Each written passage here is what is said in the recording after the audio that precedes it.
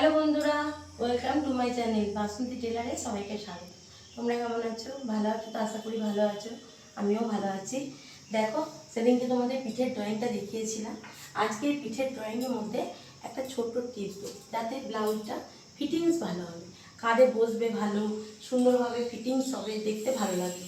কী হয় না, ব্লাউজ যখন আমরা কাটিং করি তখন কি হয়, ব্লাউজটা আমরা কী করি, এরম ডাউন করি, কিন্তু এদিকে ডাউনটা করবো না। ডাউন এদিকে সবসময় 1/2 ইঞ্চি এরকম উঠে কাটিং করবো। এটা করলে কি হবে, যখন আমরা ফিটিংস করব, তাহলে এইভাবে ফিটিংসটা যখন হবে এইভাবে, তখন আরও সুন্দর হবে ব্লাউজটা বসবে, কাঁধে চেপে বসবে। যেমন আমরা রেডিমেড ব্লাউজগুলো পরি, দেখো সবসময় কাঁধ থেকে গলে যায়, পড়ে যায়, সেটা আর একদমই হবে না। এইভাবে যদি ব্লাউজ কাটিং করো তাহলে খুব সুন্দর হবে। এইভাবে ছোট্ট ছোট্ট টিপস আমি তোমাদের দিতে থাকবো। তোমরা ভিডিওটা দেখে বলবে কেমন হয়েছে। প্লিজ কমেন্ট করবে, সাবস্ক্রাইব করবে, ভালো লাগলে লাইক করবে, শেয়ার করবে। হ্যাঁ, আমি একটা ব্লগে বলেছিলাম যে আমার এই সেলাইয়ের পিছনে আমার মায়ের হাত আছে, কিন্তু মায়ের অবশ্যই আছে। তার মধ্যে আমার বলা হয়নি যেটা, সেটা হচ্ছে যে আমার বড় ছেলে আমায় প্রচুর সাপোর্ট করেছে। আমার ছেলে যদি না আমায় সাপোর্ট করতো তাহলে আমি কোনোভাবেই এগোতে পারতাম না। তো কোনোভাবে আমি ছেলেকে তোমাদের কাছে দেখাতে পারছি না। যদি কোনোদিনও সম্ভব হয় অবশ্যই আমি আমার ছেলেকে দেখাবো। আমার বড় ছেলে আমায় সাপোর্ট করেছে। আমার ছোট ছেলে বলেছে মা একটা বড় ফোন কেনো। আমি একদমই কিনতে চাইছিলাম না, কিন্তু আমার ছোটো ছেলে জোর করে আমাকে ফোন কেনা করিয়েছে।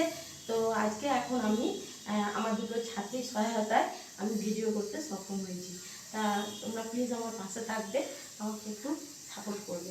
আর দেখো, আমি একটা বোর্ডে যেহেতু ব্লাউজের কুটটা কীভাবে করতে হয় সেটা দেখালাম। আর একটা দেখাবো যে হাতা কীভাবে লাগাবে। অনেক মেয়েরা তারা হয়তো নতুন ব্লাউজ বানাচ্ছ, তারা জানো না যে হাতাটা কীভাবে লাগাতে হয়। তাদের জন্য আমি এইটা তোমাকে দেখাচ্ছি যে কিভাবে হাতাটা তোমরা লাগাবে।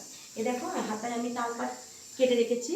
তো এই হাতাটা আমি কি করব, এই যে যেদিকে আমার সামনে পোর্শনটা আছে আর তালপাতটা দেখো, তালপাতটা যেদিকে কাটা আছে আমি সেটা সামনের দিকে দিয়ে এইভাবে ঠিক এরমভাবে ভেতর দিকটা সোজা দিকের ভেতরে এর ভেতরে পুড়ে দিয়ে কি করব, এই যে কূপটা আছে এই কূপের এই কাপড়টা এরমভাবে এইভাবে মুড়িয়ে দেবো। যদি এরম সোজা রাখি তাহলে কি টান ধরবে, তাই এটাকে এইভাবে মুড়িয়ে দেবো। মুড়িয়ে দিয়ে এই ঠিক এর মিডিলটা দেখো আমি কাটিং করে রেখেছি, ঠিক এইটা এর মধ্যে এরম দিয়ে এরম সেলাইটা দেবো। এইভাবে সেলাই দেবো। এই সেলাইটা দিলে পরে আমাদের হাতাটা খুব ভালোভাবে, হাতাটা ঠিক গোল করে ঘুরিয়ে আমরা হাতাটাকে এইভাবে লাগাবো।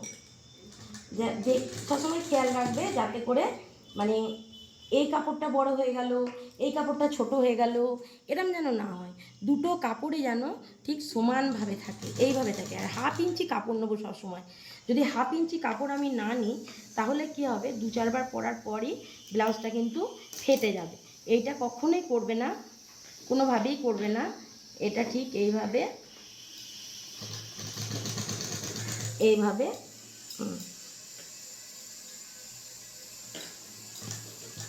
ঠিক এই দিকে এইভাবে নিয়ে একদম হাতার সঙ্গে একদম সেট করে দেবো।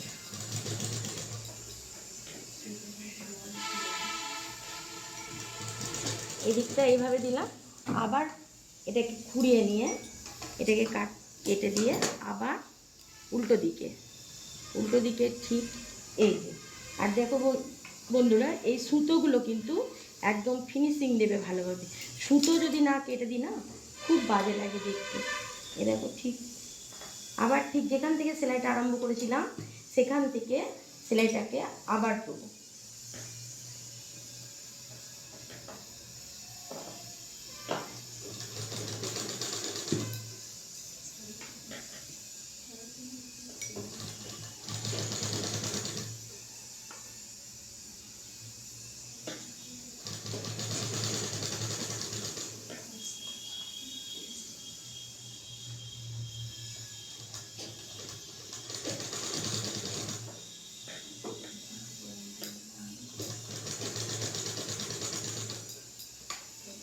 এইভাবে দেখো আমার হাতাটা লাগানো হয়ে গেল।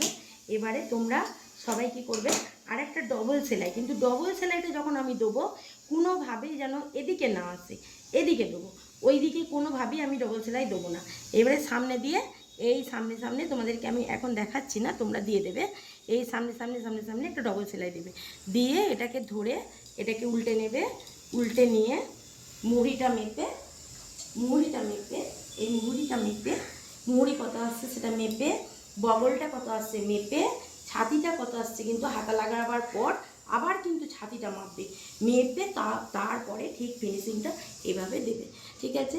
আর একটা জিনিস তোমাদের আমি দেখাই, সেটা হচ্ছে মা ছেলে, এসো তোমরা আমার সঙ্গে একটুখানি, একটু এসো, মা ছেলে আমার পাশে অবশ্যই আছে, আরেকজন আমার পাশে আছে, তিনি হচ্ছেন আমার এই মা বাসন্তী মা। এই বাসন্তী মা আমার সঙ্গে আছে, আমাকে বিপদে আপদে সব কিছুতে আমাকে রক্ষা করেছে মা বাসন্তী। এই মা বাসন্তীর দয়া আজকে আমি এই জায়গায় করছি, ঠিক পাশে থাকবে।